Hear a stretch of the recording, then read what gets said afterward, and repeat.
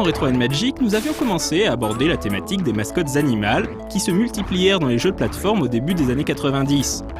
Nous avions ainsi présenté les sympathiques Rollo to the Rescue et Wonder Dog, le médiocre Rocky Rodent et le nullissime Awesome Possum.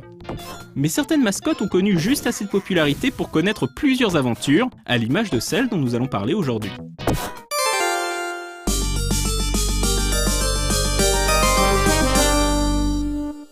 La mode des mascottes animales ne s'est pas limitée aux consoles de jeux, mais a également sévi sur ordinateur. Lorsque le studio Gremlin annonce Zool en 1992, certains y voient déjà la réponse de l'Amiga à Sonic. L'enthousiasme des previews sera à la hauteur de la déception exprimée dans les tests de l'époque. Dans Zool, le joueur incarne le héros éponyme, un ninja venu de la énième dimension pour prouver sa valeur en triomphant des multiples dangers que l'on rencontre sur Terre. Il faut dire que Zool est un grand ninja, mais un tout petit être. L'échelle des décors et la thématique des sucreries omniprésentes, associées au design ambigu du héros, donnèrent naissance à la théorie selon laquelle Zool serait en fait une fourmi. Gremlin publiera par la suite un communiqué de presse prétendant émaner d'une association de fourmis pour protester contre cette méprise. Bref, le mystère reste entier. Fourmi ou non, Zool n'en reste pas moins un jeu très médiocre et à la difficulté très élevée. On était en droit d'attendre bien mieux de George Allen, designer du très bon Switchblade 2. Cela ne l'empêchera pas d'être décliné sur la plupart des machines 8 et 16 bits de l'époque. Avec James Pond, Zool reste également l'un des premiers exemples de placement produit dans un jeu vidéo. Difficile en effet d'échapper aux multiples références à une célèbre marque de sucette placardée dans les niveaux.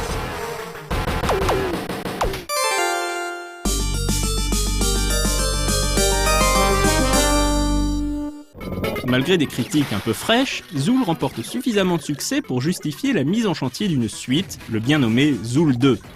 Le joueur peut désormais choisir son avatar entre Zool et son alter ego féminin, Zouz, et va devoir affronter le maléfique Krul, sempiternel vilain assoiffé de domination galactique.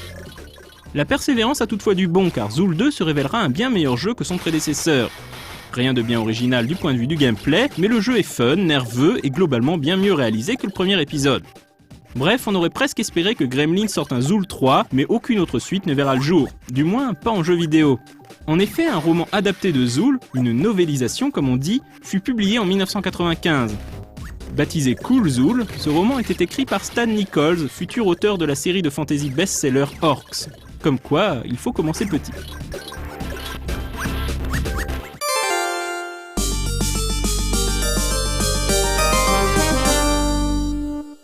Une autre mascotte parviendra à tirer son épingle du jeu sur Super Nintendo et Mega Drive, Aero the Acrobat. Comme son nom l'indique, Aero est une chauve-souris acrobate de cirque. Lorsque le cirque est menacé par le clown maléfique Edgar Hector, Aero va devoir utiliser son agilité hors du commun pour triompher des sbires d'Hector, bien décidé à détruire le cirque. L'un de ses principaux adversaires sera Zero, l'écureuil servant de bras droit à Hector.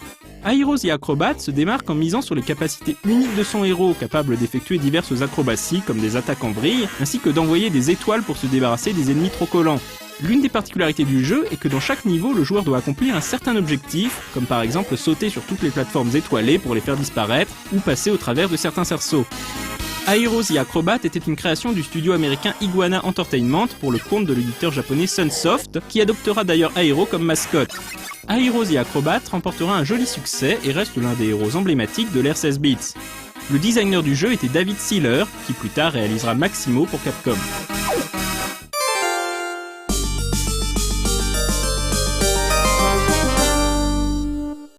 Fort du succès du premier épisode, Sunsoft passe commande d'une suite auprès d'Iguana. Aero the Acrobat 2 améliore la formule du premier épisode, ajoutant de nouveaux mouvements et de nouveaux pièges pour pimenter les niveaux. Le jeu séduit également par la qualité de ses graphismes et de ses animations. Aero doit encore une fois affronter Edgar Hector qui a survécu à la confrontation du premier épisode. Hector met en branle le mystérieux Plan B, visant à se débarrasser de la chauve-souris acrobate. Peu de temps après, Aero découvre un étrange portail qui le transporte à travers l'espace et le temps. Aero the Acrobat 2 se révèle donc une excellente suite et un très bon jeu de plateforme.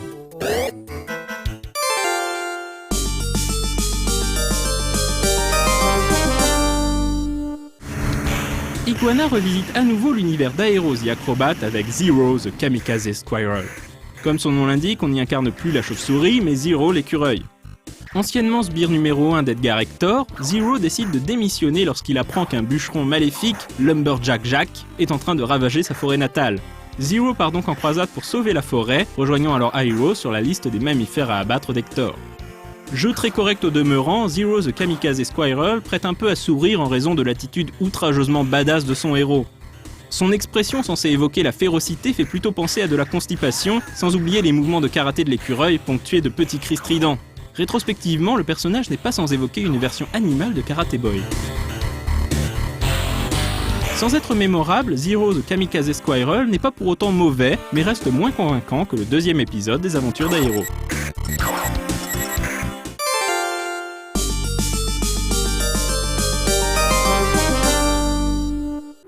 Ainsi s'achève notre diptyque consacré aux mascottes animales des années 90. Il existe d'autres personnages entrant dans cette catégorie que nous n'avons pas encore abordés dans Retro & Magic, comme Rocking Cats, Ninja Rabbits, Punky Skunky, Super Frog, Gex ou Croc. Ce sera pour de futures émissions.